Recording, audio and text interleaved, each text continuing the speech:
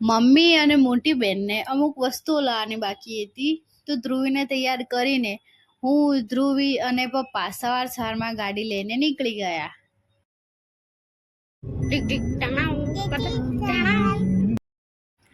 અમે બંને ગાડીમાં બેઠા અને મસ્તી ના કરીએ એવું બને જ ના યાર. આ ચપ્પલ પહેરતા હતા એ જ જિંદગી સારી હતી. ગાડીમાં જેવું ગીત વગાડો કે ધ્રુવી તરત ડાન્સ કરવા લાગે. આને કાચ ઉતારતા આવડી ગયું એટલે જ્યારે પણ ગાડીમાં બેસે યાદ કરીને કાચ ઉપર નીચે આ જ કરે છે. ઘરમાં નવી સાડી આવી અને હું પહેરીને જોઉં ના, આવું તો બને જ ના. બધી સાડીઓનું મુહૂર્ત આપણાથી જ થાય અને મને હેરાન કરવા માટે આ બાજુમાં ઊભો જ હોય છે. મારો નાનો ભાઈ મને આવી રીતે જોઈને મને એવું કહે છે, તું કામવાળી બાઈ લાગે છે. તો મેં કીધું ચાલ હું પણ તને કામવાળી બાઈ બનાવીને બતાવી દઉં. અને કોઈ ઇન્સિડન્સ તો જો, પોતું પણ બાજુમાં જ પડ્યું છે. કપડાં મૂકવાની તિજોરી, નાના માણસો બેસાડવાની તિજોરી. જ્યારે ડોન એવું કે તિજોરીમાં બેસો એટલે બધાને બેસવું જ પડે, પછી ભલે મમ્મી હોય, ભાઈ હોય, હું હોઉં કે પપ્પા હોય. હાથ પકડીને લાય.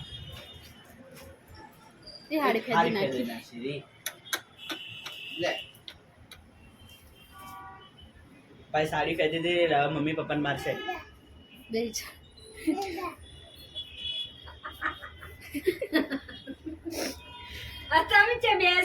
ઓમ મંગલમ ભગવાન વિષ્ણુ મંગલમ ગુજરાત મંગલમ ગુંજલી સાક્ષા મંગલાય નો મંગલય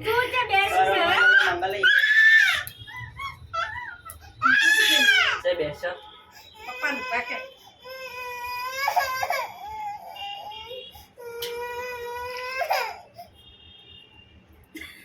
બંધ કરે.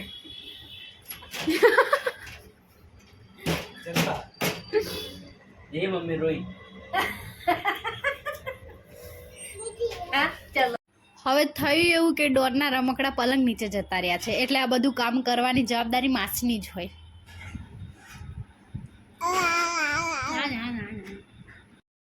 જો આટલી નાની છે તો પણ ઘરના કામમાં કેટલી મદદ કરે છે. શીખો, કંઈક શીખો.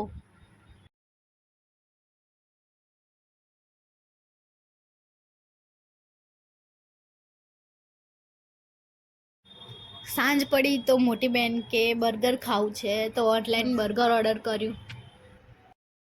15-20 મિનિટમાં ઓર્ડર આવી ગયો અને ભાઈ નીચે જઈને બર્ગર લઈને આવ્યો.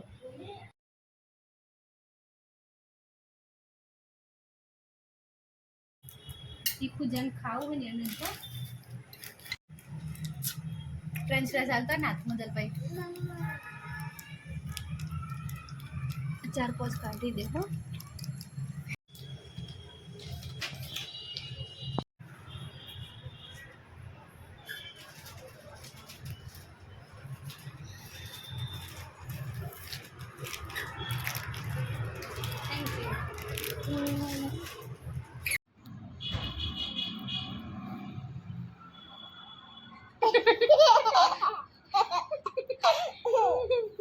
આ બાજુ લગાય, આ બાજુ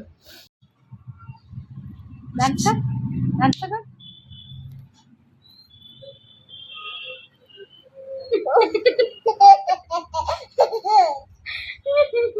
બીજી વાર કરો, બીજી વાર.